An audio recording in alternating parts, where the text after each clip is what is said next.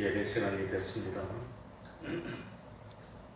다 같이 묵상 기도 드림으로 수요일 예배 시작하겠습니다.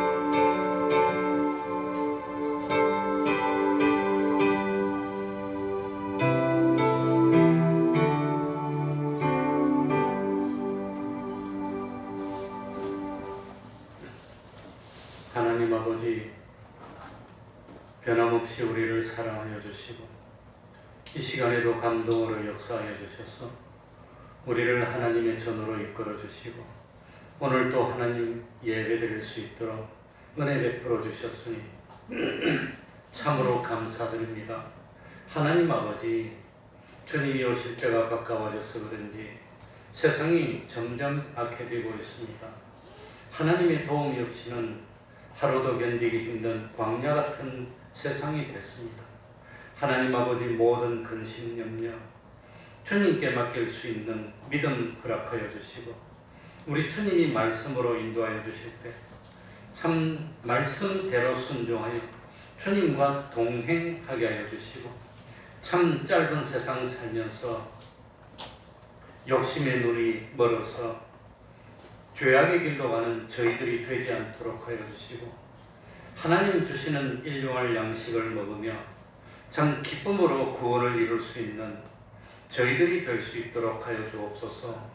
하나님 아버지, 할 수만 있다면 가정마다 행복이 넘치는 복된 믿음의 가정들이 다 될 수 있도록 하여 주시고 옛사람의 유혹을 능히 이길 수 있도록 하여 주셔서 모든 마귀의 괴계들을 믿음으로 다 막아내게 하여 주시고 참 신앙의 다름질을 하면서 1등하여서 우리 주님으로부터 칭찬받고 인정받을 수 있는 저희들이 될 수 있도록 하여 주옵소서. 짧은 남은 생을 살면서 어떤 사고도 당하지 않도록 하나님 보호하여 주시고 어떤 질병에 걸려서 힘든 저희들이 되지도 않도록 하여 주시고 시간이 지나면 어차피 후패해질 이 몸들인데 하나님께 드리고 하나님께 쓰임받을 수 있는 영광의 기쁨을 누릴 수 있도록 하여 주옵소서. 보이는 것은 잠깐인 것을 깨닫도록 하여 주시고 세상의 부귀를 쌓기보다는 영원한 하늘나라에 영원한 대우와 상급을 마련하는 그것을 참 수입으로 삼을 수 있는 진실된 믿음을 가질 수 있도록 하여 주옵소서. 우리 태평동 교회가 적은 능력을 가졌지만 하나님의 뜻을 온전히 행하여 칭찬받았던 빌라델비아 교회 같은 그런 교회 될 수 있도록 하여 주옵소서. 언제까지나 어린아이의 믿음 되지 않도록 하여 주시고 하루하루 지날 때마다 참 그리스도의 장성한 분량이 충만한 데까지 이르는 그런 성숙한 믿음 되게 하여 주옵소서. 물질과 건강으로 축복하시고 어디 가더라도 머리 들 수 있도록 은혜 베풀어 주옵소서. 주님의 이름으로 몰고 곳마다 하나님의 은총이 함께하여 주시기를 바라며 예수님 이름으로 기도하옵나이다. 아멘. 찬송 올리겠습니다.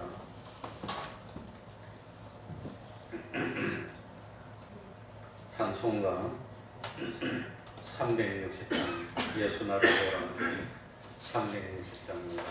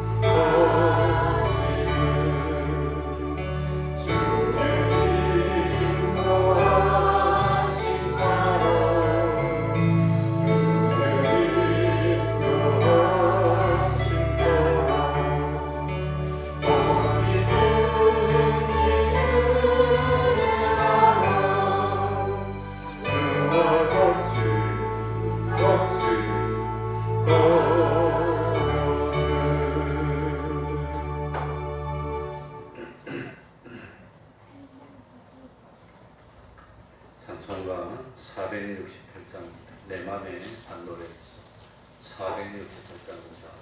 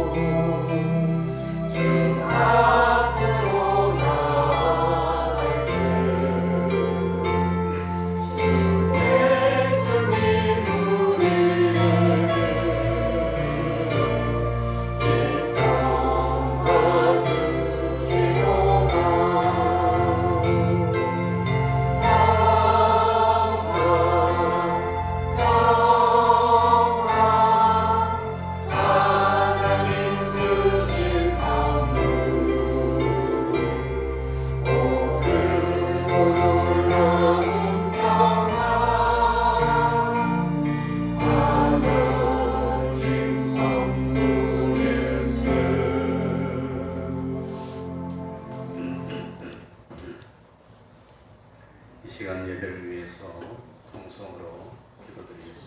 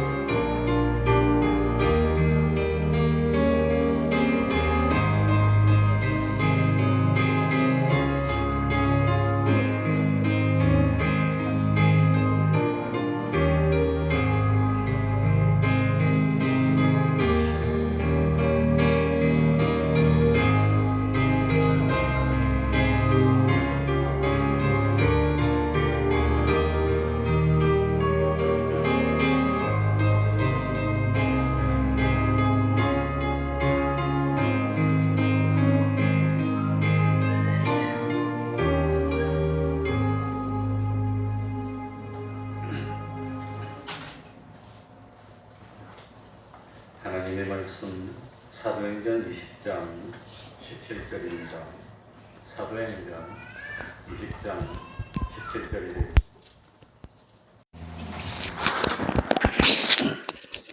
사도행전 20장 17절입니다. 저 유리가 강화 유리가 아닙니다. 탁 하면 잘못하면 유리가 깨지면 크게 다칠 수가 있습니다. 사도행전 20장 17절입니다. 제가 읽겠습니다. 바울이 밀레도에서 사람을 에베소로 보내어 교회 장로들을 청하니 오매 저희에게 말하되 아시아에 들어온 첫날부터 지금까지 내가 항상 너희 가운데서 어떻게 행한 것을 너희도 아는 바니 곧 모든 겸손과 눈물이며 유대인의 관계를 인하여 당한 시험을 참고 주를 섬긴 것과 유익한 것은 무엇이든지 공중 앞에서나 각 집에서나 끊임이 없이 너희에게 전하여 가르치고 유대인과 헬라인들에게 하나님께 대한 회개와 우리 주 예수 그리스도께 대한 믿음을 증거한 것이라. 보라 이제 나는 심령의 매임을 받아 예루살렘으로 가는데 저기서 무슨 일을 만날는지 알지 못하노라. 아멘.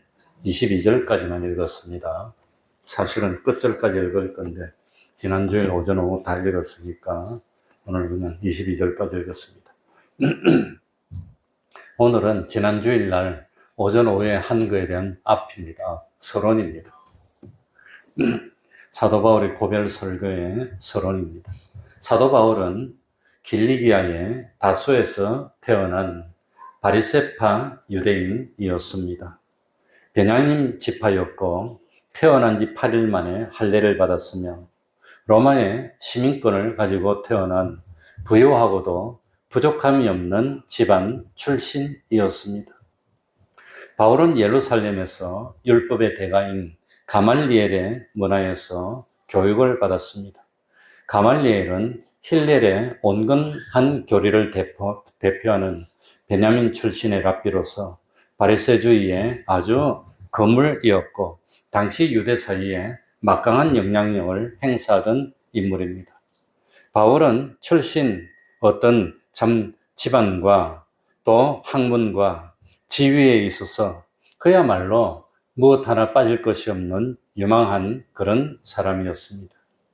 이후에 예수님이 부활했다고 믿는 기독교인들을 박해하는 데 앞장섰습니다. 왜냐하면 어릴 때부터 그렇게 배웠고 컸으니까. 그리고 스데반을 돌로 쳐 죽이고 스데반의 죽음을 하나님 앞에서 마땅하다고 여겼습니다. 그리고 후에 다메섹에 있는 성도들을 잡아서 옥에 가두고 핍박하기 위해 다메섹으로 가다가 부활하신 예수님을 만나고 사도가 됩니다. 이때까지는 예수님을 하나님의 아들로 믿고 예수님의 부활을 증거하는 사람을 죽이고 핍박하는데 제일 앞장섰던 열심이었던 사람이 있는데 이제는 예수님의 부활을 증거하는 사람으로 180도로 바뀌었다고 하는 겁니다. 이게 뭘 의미합니까? 이때까지 바울이 이 세상 삶에서 쌓아놓았던 모든 이 사회의 지위 같은 것을 다 포기하는 것입니다. 그리고 이때까지 한편이었던 바리새인들과 대제사장들과 서기관들과 장로들과 서로 원수가 되는 것을 의미하는 것이었습니다. 그러니까 바울은 이때까지 그렇게 등망이 높고 장래가 창창하는 그야말로 이스라엘을 대표할 수 있는 지도자의 글을 걷고 있는 그런 사람이었는데 이제는 공공의 적이 되고 언제 죽임을 당할지 모르는 그런 처지가 됐다고 하는 겁니다. 그러나 바울은 자기가 틀렸다는 것을 안 순간 즉시 회개하고 돌이켰습니다. 이후에 바나바의 도움으로 안디옥 교회로 와서 복음 전하는 일에 동참하게 됐고 그리고 3년에 걸쳐서 전도 여행을 했습니다. 이 2차 전도 여행 때 마가 요한의 문제로 자기를 예루살렘 교회에 소개해주고 안디옥 교회로 불러서 하나님의 일을 할 수 깊도록 도와줬던 스승 같은 바나바하고 이별하게 됩니다. 그러니까 사도 바울이 담에 세우러 가는 도중에서 주님을 만났을 때가 대체로 바울이 28쯤 되지 않았을까. 그리고 기원 후 32년쯤 됐다고 그렇게 생각들을 합니다. 그러다가 바나바와 이별을 하고 그리고 3차 전도 여행 후에 예루살렘을 방문했다가 체포되고 그리고 이때가 체포됐을 때가 대략 한 서기 58년경 이 사도 바울이 54세나 55세쯤 되었을 때라고 생각합니다. 그리고 10년쯤 지난 67년경에 로마에서 순교하여서 아마도 바울은 62세나 3세쯤에 인생을 마감하지 않았을까고 생각이 됩니다. 그러니까 오늘 본문의 말씀은 바울이 3차 전도 여행을 끝나고 마지막으로 예루살렘을 향해 가면서 그 도중에 밀레도에서 에베소교회 장로를 청해서 마지막으로 권하는 말씀입니다. 그리고 바로 이 사도행전 21장에는 예루살렘으로 올 때 얼마나 긴박했는지 얼마나 어려웠는지 하는 내용들이 쭉 적혀 있습니다. 원래 사도 바울은 예수님을 핍박했던 대표적인 사람입니다. 그래서 디모데전서 1장 13절에도 내가 전에는 회방자요, 핍박자요, 포행자였는데 주님에게 대해서 그런 일을 했다는 겁니다. 왜 자기가 회방자였고 핍박자였고 포행자였는지 이유는 잘 몰랐어. 그래서 예수님을 믿지 않을 때 모르고 했다고 하는 겁니다. 이런데 바울이 은혜를 입어서 예수님의 사도가 되었고 충성대의 여김을 받아서 직분을 맡게 됐으니까 이게 하나님의 은혜였다는 겁니다. 그런데 바울이 이런 고백을 할 때는 이미 죽음 직전에 있을 때입니다. 감옥에 있을 때입니다. 원래 사도 바울은 아주 성격이 급하고 과격한 사람이었을 겁니다. 보통으로 과격하지 않으면 잘못했다 하기로 손이 돌로 쳐는데 앞장서고 그러지 못했을 겁니다. 돌에 맞아 죽는 거 얼마나 비참합니까?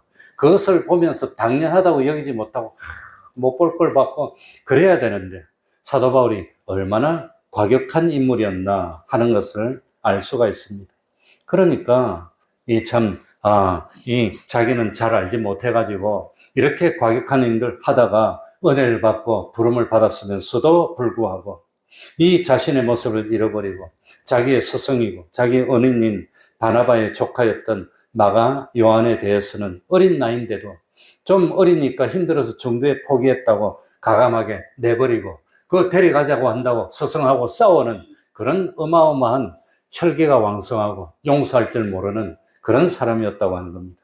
그래서 바나바는 사람을 귀중히 여기는 사람, 사도 바울은 일을 앞장 세우는 사람 이런 것으로 대비가 됩니다. 그래서 바나바는 일하는데 거적거리고 한 가지로 일하러 가지 못했으니까 저런 건 버려야 된다고 그러는 참 바울이었습니다.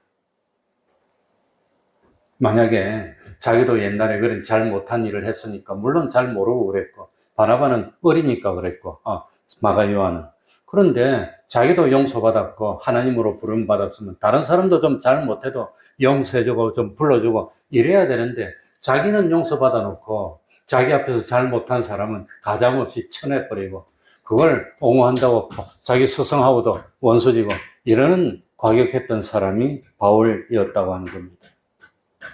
이후에 사도 바울에게 버림받았던 마가 요한은 어떻게 됐을까요? 요한은 어떻게 됐지요? 마가는 어떻게 됐지요? 그 마가가 마가복음을 기록한 마가입니다. 그러니까 참 사도 바울에게 버림받았던 마가는 바나바와 함께 구브로라는 선으로 가서 전도하다가 드디어 사도 베드로의 수종자가 됩니다. 그러니까 사도 바울은 누가 끝까지 따릅니까? 누가가 끝까지 따르고 수종을 했는데 마가는 베드로를 따르고 수종했던 그런 사람이 됐습니다. 그래서 사도 바울에게 누가가 있었다면 베드로에게는 누가 있습니까? 마가가 있었다는 겁니다. 그리고 이 마가는 결국은 이 신약 성경 27권 중에서 한 권 마가복음을 기록한 마가가 됐으니까 얼마나 하나님의 사람으로 부름을 받았습니까? 그러니까 한번 젊었을 때 실수를 했지만 그야말로 성경을 기록하는 그런 하나님의 인물이 됐고 베드로는 한 번 실수, 뭐 세 번 실수해서 주님을 부인하는 그런 일을 했지만 사도의 우두머리가 됐고 사도의 대표가 됐고 참 순교의 제물이 됐고 베드로전서 베드로후서를 기록했는데 마가는 사도 바울에게 버림당했지만 하나님에게는 버림당한 적이 없습니다. 그러니까 마가복음을 기록한 위대한 하나님의 사람이 됐다고 하는 겁니다. 바로 이 사도 바울이 참 뭡니까? 나중에 마지막으로 기록한 디모데후서 4장 11절에 보면 마가는 나에게 유익한 사람이라고 고백합니다.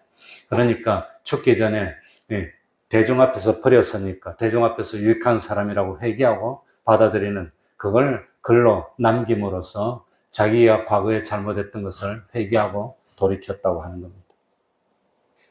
그리고 바울이 로마로 잡혀가서 황제 앞에 재판을 받을 때 바울을 따르던 제자들이 이 황제의 핍박이 두려워서 다 피하고 도망가고 재판받을 때 함께 있던 사람들은 다 도망가고 바울이 혼자 재판을 받습니다. 그럴 때 참 디모데후서 4장 16절에 보면 다 나를 버렸지만 저희에게 허물을 돌리지 않는다고 했습니다. 옛날 같으면 마가 같으면 어떻게 해야 됩니까? 나를 배반하고가 내가 어렵다고 탁 버려야 되는데 그러지 않고 그들에게 허물을 돌리지 않는다. 그러니까 이 사도 바울이 죽을 때쯤 돼서는 완전히 젊을 때와 모습이 같습니까? 다릅니까? 바뀌었다는 겁니다.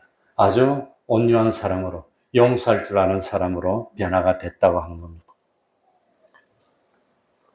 그러니까 참 사도 바울이 십자가는 아니고 순교 직전에는 얼마나 참 온유한 사람으로 사랑의 사람으로 오래 참을 수 있는 사람으로 바뀌었나 우리가 그걸 깨달을 수 있습니다. 그러니까 이렇게 사도 바울이 20년 이상 복음을 전하다가 참 사람이 변화됐고 이제는 자꾸 하나님의 부르심을 느꼈습니다. 그래서 참 이제는 전도 여행을 그만하고 로마로 가야 된다. 로마로 가긴 가야 되는데 로마로 가고 난 뒤에 사도 바울은 개인적으로 어디까지 가고 싶어 합니까? 스바나, 지금 말로 하면 스페인입니다. 그 당시 땅끝입니다. 거기까지 가서 복음을 전하고 싶었는데 로마로 바로 가는 것이 아니라 어디로 들렸다가 예루살렘으로 들렸다가 가도록 이렇게 아마 하나님이 감동을 줬습니다. 그래서 사도행전 19장 21절에 보면 이 일이 다 된 후 바울이 마게도냐와 아가야로 다녀서 예루살렘에 가기를 경영하여 가로되 내가 거기 갔다가 후에 로마도 보아야 하리라. 로마도 예루살렘으로 갔다가 로마로 가고 하나님이 허락해 주면 스바나까지 가서 거기서 복음을 전하고 인생을 끝내겠다. 아마 그런 생각을 했던 것 같습니다. 사도 바울은 우상으로 가득 찬 고린도에서 18개월 동안 유하며 거하며 복음을 전했고 고린도 교회를 세웁니다. 에베소에 와가지고는 에베소 교회를 세우고 두란노 소원을 거기서 에베소에서 세우고 그리고 2년 이상을 복음을 전했습니다. 그래서 지금 두란노 소원이라고 있는 게 그게 사도 바울이 에베소에서 세웠던 서원이었습니다. 그리고 이 에베소에서 사도 바울이 수많은 기적과 표적을 행하고 에베소 지방을 크게 부흥시켰습니다. 그래가지고 마술을 행하던 그 사람들이 마술을 행하던 그런 책들을 가져서 태웠는데 책값이 은 5만이나 된다 했으니까 얼마나 어마어마한 책들을 가져서 다 태웠겠습니까? 은 5만이니까. 그런 복음운동을 활발하게 일어나고 교회가 하나둘 서나가고 자리를 잡게 될 때 바울은 하나님의 감동을 받아서 이제는 이쪽에서 참 복음의 역사를 끝내고 그리고 참 로마로 예루살렘에 들렀다가 로마로 가도록 이렇게 참 그런 감동을 받았습니다. 근데 그런 감동을 받을 때 하나님이 이 사도 바울을 보내기 위해서 에베소를 아주 큰 소동을 일으켜 버립니다. 에베소를. 그 소동이 뭐냐? 그 데메도리오라는 은장색이 있었습니다. 은장색은 은을 가공하는 아마 아주 요즘 말로 하면 은을 가공하는 어떤 기술자인데 그런데 이 은장색이 아데미라는 풍요를 상징하는 여신의 은감실을 만드는 일. 그러니까 풍요를 상징하는 우상을 섬기는데 그 우상을 섬기는 그걸 갖다가 뭡니까? 은감실이라고 하는데, 모형을 만들어가지고, 은으로 모형을 만들어서 사람이 차고 다녔던 모양입니다.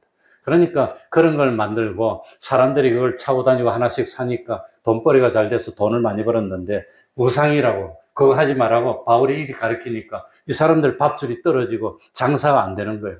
화가 났습니다. 그러니까 이 사람들이 사도 바울을 죽이려고 하다가 이 사도 바울은 못 잡고 뭡니까? 피하고 이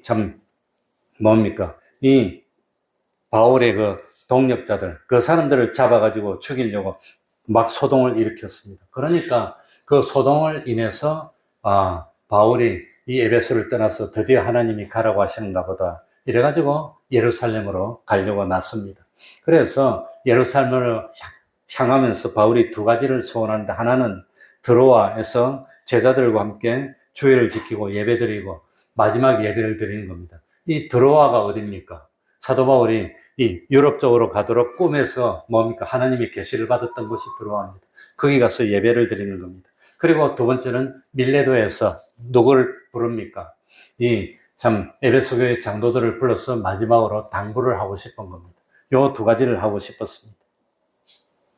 그래서 사도 바울은 에베소에서 작별을 하고 마게도냐 지방으로 갔는데, 배를 타고 빌립보에 갔다가 계속해서 남쪽으로 베레와 고린도를 방문합니다. 이때 베레아, 데살로니가, 더베에서 온 제자들이 먼저 드로아에 가서 기다리고 있는 겁니다. 그래가지고 바울이 오면 바울과 함께 거기에서 수리아로 가는 배를 타려고 했는데, 그런데 이 계획을 유대인들이 미리 알아채고 바울이 오는 길목에 기다렸다가 바울을 죽이려고 하는 계획을 바울이 깨닫게 됐습니다. 그래가지고 다시 바울이 북쪽인 빌립보로 올라갔다가 거기에서 제자들을 미리 드로아로 가서 기다리게 하고, 바울과 누가는 마게도냐 지방 빌립보에서 배를 타고 5일 만에 어디로 가느냐? 드로아에 도착합니다. 이 드로아에 도착한 게 왜 중요하냐? 이 드로아에서 바울이 며칠을 머무느냐? 7일 동안 머뭅니다. 왜 7일 동안 머물렀다고 딱 나오느냐? 그게 사도행전 20장 6절입니다. 우리는 무기절 후에 빌립보에서 배를 타고 떠나 닷새 만에 드로아에 있는 그들에게 가서 1회를 머무느라. 임회를 머무느라. 그리고 7절에 안식 후 첫날에 우리가 떡을 때려 모였더니, 안식 후 첫날. 그러니까 뭐 하려고 하나님이 이 일을 계획했냐? 그때 안식일을 지키지 않고 안식 후 첫날 주일을 지켰다는 겁니다. 주일날 모여서 예배했다는 걸 가르쳐 주기 위해서 일부러 사도 바울이 마지막에 예루살렘에 가는 도중에 드로아에 서서 제자들을 다 기다리게 하고, 그리고 거기서 마지막으로 예배를 드렸는데 주일날 예배를 드렸다는 겁니다. 안식 후 첫날. 그게 성경에 나옵니다. 그러니까 예수님이 부활하신 후부터는 사도들이 예배를 안식일 드립니까? 주일 드립니까? 주일날 드렸다는 겁니다. 그리고 사도들이 가르쳐 준 대로 주일날 예배 드리는 게 오늘날까지 이어져서 자연스럽게 넘어왔습니다. 이 사도들의 전통을 어기는 자는 무엇을 받을지어다? 저주를 받을. 갈라디아서 1장에 나온 저주를 받는 사도들의 가르침입니다. 하나님의 가르침입니다. 그래서 첫 번째로 드로아에서 예배 드리는 게 왜 중요하냐? 주일 지켰다는 사실을 하나님이 우리에게 계시해 주기 위해서 기록했기 때문에 중요하다는 겁니다. 그리고 두 번째로는 이 밀레도에서 에베소 교회 장로들을 부릅니다. 그러니까 17절에 보면은 장로들을 청하여라고 했는데 28절에는 장로들을 뭐라고 적었지요? 감독이라고 합니다. 그러니까 예수님 그 당시 초대교회 시절에는 지금처럼 장로님, 목사님이 구별되어 있지 않고 장로, 목사가 합친 것이 장로입니다. 그러니까 아마 그 감독들을 청했다고 했으니까 장로님 역할도 하고 목회자 역할도 하는 그런 위치에 있는 분들입니다. 그런 분들을 청해가지고, 그래가지고 마지막으로 고별 설교를 하는 것이 오늘 사도행전 참의 내용이라고 하는 겁니다. 그러니까 이때가 언제냐? 사도 바울이 한 50이 넘어서 3세나 4세쯤 되었을 때 잡힌 것 같고, 그 당시만 하더라도 지금처럼 수명이 길지 못했으니까 그 당시면 그거 뭐 50 몇 세쯤이면 살 만큼 다 산 거 아니냐. 그러니까 해방 무렵에 우리 대한민국의 평균 연령이 수명이 얼마나 됐을 것 같습니까? 해방 무렵에 우리 대한민국 수명이 얼마나 됐을까요? 30 몇 세입니다. 40세를 못 살았습니다. 그러니까 이팔청춘 16세 이때 결혼해야지 한 35세까지 살고 죽으면 그리 나이가 되는 거예요. 그러니까 일찍 지금은 뭐 90세까지 사니까 뭐 35, 6에도 결혼해도 많이 살지만 그 당시만 하더라도 수명이 그거밖에 안 됐어. 40을 못 넘기는 수가 대단. 그러니까 참 그 당시만 하더라도 그런데 아마 초대교회 시절에는 사도 바울이 잡혀가지고 감옥에 가는 그런 때가 53세나 4세나 요 정도 되고 그리고 10년 있다 죽습니다. 그러니까 예루살렘에서 잡혀서 가이사랴 빌립보스 2년 있다가 그리고 뭡니까 로마로 가가지고 있다가 또 한번 풀려나서 또 나왔다가 다시 또 감옥에 갇혀서 있다가 죽는데 그게 한 10년 걸립니다. 10년.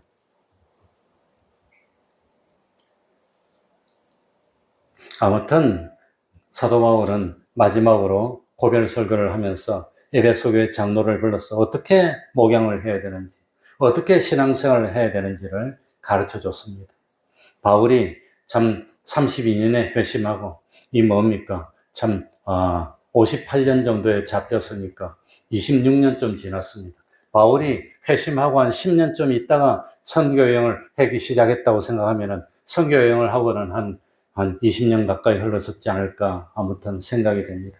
그러니까 참 사도 바울이 떠나면서 앞으로 교회가 어떻게 될 건가? 오늘날 교회가 점점 세속화되고 있고 교회와 세상의 구별이 점점 없어지고 참 이런데 앞으로 이렇게 될 때 우리들이 어떻게 해야 되냐? 그걸 하나님이 사도 바울을 통해서 가르쳐 줬다고 하는 겁니다. 그러니 하나님의 말씀을 주장하고 말씀 가지고 따지고 사도 바울은 마지막에 뭐라고 합니까? 주와 및 그 은혜에 무엇게 맡기고 갑니까? 말씀에게 맡기고 가는 겁니다. 말씀으로 따지고 해야 되는데 그런 거 싫어하고 그러는데 사도 바울은 말씀께. 그러니까 요즘은 참 전도가 우상이 됐습니다. 어떻게 하면 사람들이 좋아할까? 어떻게 하면 사람들이 모일까? 그래서 교회인지 극장인지 쇼인지 알 수가 없게 돼버렸어. 지금 난립니다. 2000년 전통적으로 내렸던 교회 모습은 다 없어지고 말았습니다. 이게 바른 일이 아닙니다. 그러니까 참 이런 일이 일어날 텐데 그러니까 내가 떠난 후에 흉악한 누가 나타난단 말입니까? 이레가 나타나서 어쨌든 키워서 이 교회가 사업이 돼버렸어요. 커가지고 어떻게든지 그냥 그런 식으로 만들려고 하는데 참 어쨌든지 그런데 현혹되지 말고 앞으로 어떻게 되느냐 사도 바울은 참 고린도전서 2장 4절에 내 말과 내 전도함이 지혜에 권하는 말로 하지 아니하고 다만 성령의 나타남과 능력을 했다고 했습니다. 갈라디아서 6장 14절은 다만 그리스도의 십자가 외에는 자랑하지 않는다고 그랬습니다. 그러니까 재밌는 이야기, 윤리적인 이야기, 사람이 흥미를 끄는 이야기 그런 거는 중요하지 않고 주님의 십자가만 전하는 겁니다. 구원의 유익이 되도록. 그러면서 어떻게 신앙생활하고 어떻게 목회를 해야 되느냐. 19절입니다. 우리 다 같이 읽어볼까요? 19절입니다. 곧 모든 다 같이 읽습니다. 세 가지가 나옵니다. 시작. 곧 모든 겸손과 눈물이며 유대인의 관계를 인하여 당한 시험을 참고 주를 섬긴 것과. 그러니까 여기 세 가지가 나옵니다. 제일 첫 번째는 무엇으로 해야 됩니까? 겸손입니다. 두 번째는 뭐지요? 눈물이었습니다. 세 번째는 참고 두 글자로 뭐지요? 인내입니다. 인내. 요거 세 가지입니다. 그러니까 참 주님을 섬기는 거. 이 참 신앙생활은 섬김의 정신입니다. 성탄도 섬김의 정신, 섬김. 우리는 세상에서 섬긴다고 하는 겁니다. 섬긴다는 게 무슨 뜻이냐? 육체적인 필요를 채워줘서 물질을 채워주고 손님을 대접하는 걸 섬긴다고 하지만 원래 성경에 나오는 섬긴다는 단어는 무슨 뜻이냐? 제사장 직무와 관련되어서 봉사하는 일을 섬긴다고 했습니다. 그래서 영어로 하면은 이 섬김을 미니스트리라고 해요. 미니스트리. 섬기는 사람을 미니스터라고 해요. 미니스터. 그런데 요즘은 그걸 뭐라고 번역합니까? 미니스트리, 목회라고 합니다. 미니스터, 목사라고 번역하는 겁니다. 그러니까 참 옛날에는 섬긴다고 번역했지만 그걸 요즘은 목회라고 번역하는 겁니다. 목회. 그러니까 섬기는 게 뭐냐? 목양입니다. 예수님이 떠나면서 마지막에 베드로 보고 내 어린 양을 어떻게 해라? 먹이고 치라. 그 섬기는 겁니다. 그게 목양입니다. 섬기는 겁니다. 그러니까 제일 먼저 섬기는 이런 목양을 할 때, 우리가 신앙생활 할 때 첫 번째가 겸손입니다. 겸손. 겸손하게 하지 않으면 열매를 맺지 못합니다. 그러니까 봉사해가지고 갖다 주고 나눠주고 도와주고 하면서도 욕먹는 이유가 뭐냐? 겸손하게 탁 섬기지 못해서 그렇습니다. 주니까 받긴 받지만 속으로 욕하는 겁니다. 아주 거드름 피고 좋은 옷 입고 명품 가방 메고 와가지고 툭 이러면 욕하는 겁니다. 욕하는 겁니다. 그러니까 참 겸손이 뭐가 겸손입니까? 자기 자신을 생각하지 않는 것이 겸손입니다. 겸손이 어떻게 하는 겁니까? 자기를 부인하고 버리는 것이 겸손입니다. 그러니까 내 생각과 내 주장과 내 방법으로 밀고 나가면 겸손이 없습니다. 겸손은 어디서 생깁니까? 자기가 누군지 아는 데서 생깁니다. 내가 누구지요? 나는 의인이었습니까? 죄인이었습니까? 나는 죄인이었습니다. 난 옛날에 포행자고 핍박자고 해방자였습니다. 난 지옥 가야 될 사람입니다. 난 죽어 마땅할 사람입니다. 난 거지처럼 버림받아야 됩니다. 그런데 왜 이렇게 하나님이 은혜 베풀어 주셨습니까? 그런데 왜 이렇게 난 참 어려움 듯이 잘 살고 있습니까? 그러니까 내가 왜 이렇게 대접을 받아야 됩니까? 난 원래 죄인인데, 난 망해야 되는 사람인데, 그러니까 난 망해야 되는 사람인데도 불구하고 이렇게 하나님이 은혜 줬으니까 주장할 수가 없어. 어떻게 합니까? 겸손할 수밖에 없다는 겁니다. 그게 겸손입니다. 그러니까 내가 누군데, 우리는 죄인인데, 그런데 어떻게 하나님이 나한테 은혜를 베풀어 주셔서 이렇게 내가 영생을 누리게 됐습니까? 이렇게 복을 받게 됐습니까? 그걸 내가 누군 줄 안다면 자기를 버릴 수밖에 없다고 하는 겁니다. 그러니까 겸손은 자기 부인입니다. 이 겸손은 어디서 나오느냐? 주님의 십자가를 믿는 데서 나오는 겁니다. 내가 왜 구원받게 됐을까? 내가 왜 이렇게 오늘날까지 큰 사고도 없이 이렇게 행복하게 살게 됐나? 어떻게 저녁에 잘 때마다 안심하고 발을 쭉 뻗고 잘 수가 있습니까? 하나님이 도와주셨어요. 두 번째는 무엇으로 한다 그랬죠? 눈물로 하는 겁니다. 눈물. 사도 바울의 섬김은 눈물이옵니다. 눈물. 언제 눈물이 나옵니까? 머리로 이해할 때 눈물이 나오는 게 아니라 가슴으로 느낄 때. 그래서 저는 뭡니까? 우리 참 교단의 신학교에 1년에 3학기제인데 한 학기에 6주 동안 하고 하루 종일 합니다.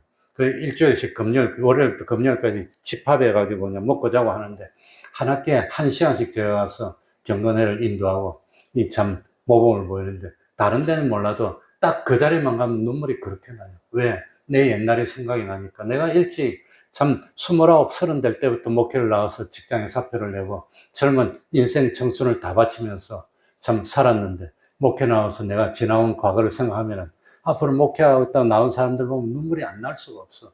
내가 당연히 그 길을 너희들도 걸어가야 되냐. 눈물이 나더라고요. 그러니까 딴 데 가면 그러지 않은데 크기만 가면 그 사람들 하나라도 보면 이번에는 가니까 새파란 젊은 사람이 왔는데 새파란 젊은 사람이라도 한 40이 넘었는데 그래도 새파랗게 보이더라고. 그런데 목회하겠다고 나온 거 보니까 눈물이 와 그리 나는지. 나도 참 직장 다닐 때는 대접받고 그냥 그랬는데 목회한다고 나오니까 화장실 청소하고 신방 가면 얻어먹으러 온 그런 사람 취급받으면서 내가 참 그렇게 평생 젊음을 다 일했는데 앞으로 그런 일을 너희도 겪게 될 거냐. 눈물이 나더라고요. 눈물이 나고. 그래도 후회되지 않아. 그래도 난 자랑스러워. 나의 그런 과거를 돌이켜보면은 그래도 참 더 충성하지 못한 것이 부끄러울 뿐이지. 난 참 그 길을 다시 걸을 거냐고 물으면 기꺼이 걷고 더 열심히 걷겠다고. 그러니까 주님을 섬기다 보면 속상할 때가 그리 많습니다. 자존심 상할 때는 하루 종일입니다. 자존심 상할 때는. 그리고 참 억울한 때도 많고 견딜 수 없는 일들이 그렇게 많습니다. 그렇다고 외면할 수도 없고 도망갈 수도 없고 거부할 수도 없고 처음에는 이것 때려치고 다른 데 가서 다시 돈 벌면 되지 뭐 그까짓 거 내가 뭐 그것도 못할 줄 알고 그렇게 생각하고 사실은 뭐 다른 데 가려고 직장도 알아보고 오라는 데도 있어서 갈까 말까 고민도 하고 했는데 이제는 나이가 좀 지나면 오라는 데가 없어져요. 나이가 많아지면 이제 갈 수도 없어. 죽든 살든 하나님을 위해서 죽어야 되는 겁니다. 이제 나가면 길바닥에 앉는 거 말고는 할 일이 없어요. 그러니까 하나님 앞에 뭐 할 것밖에 없단 말입니까? 눈물로 호소하는 겁니다. 눈물로. 분명히 참 하나님이 계신데 심판이 있는데 아무리 말해도 안 믿는 겁니다. 다 이기적으로 살아요.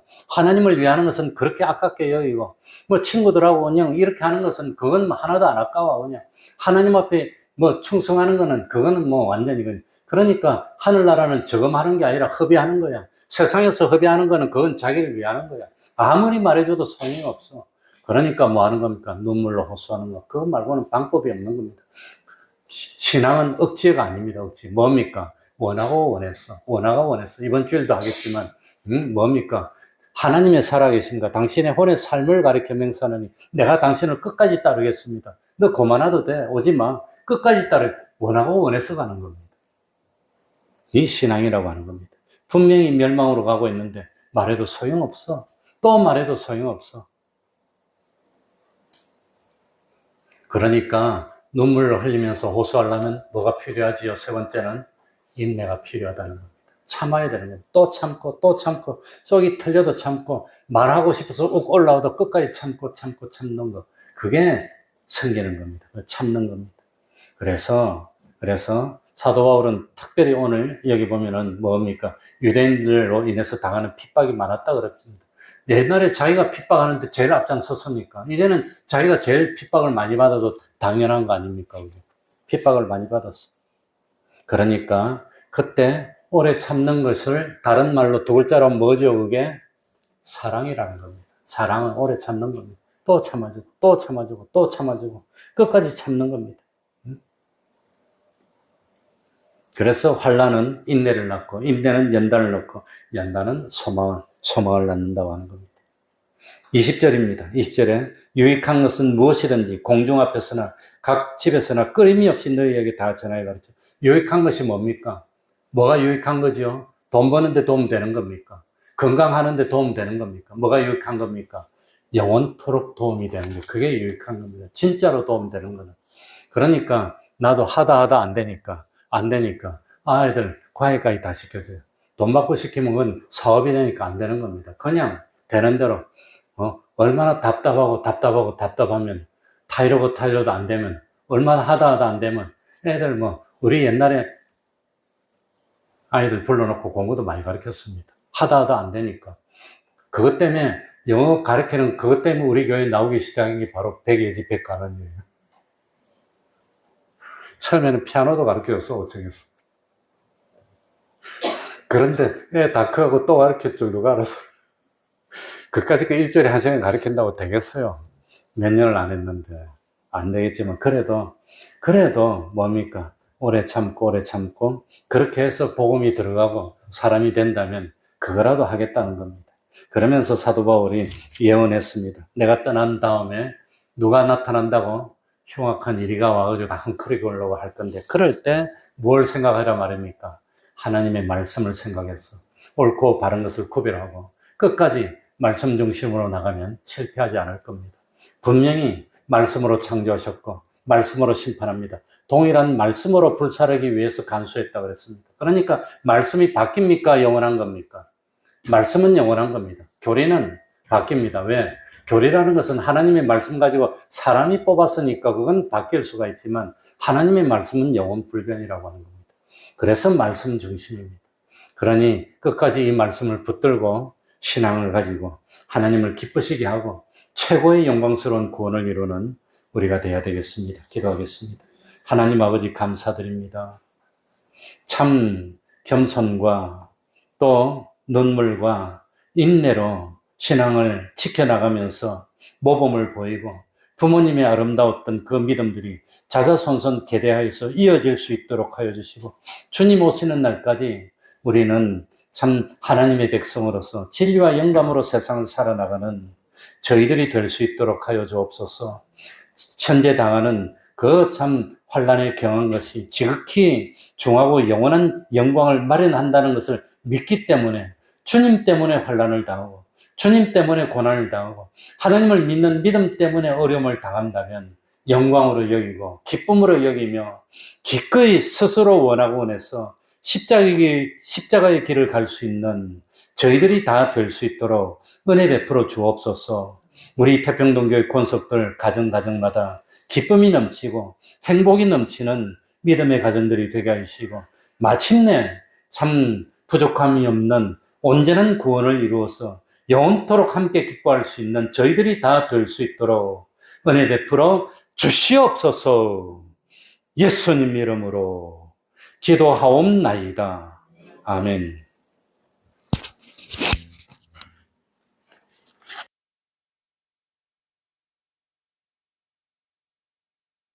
511장입니다. 내 구주 예수를 더욱사 511장입니다.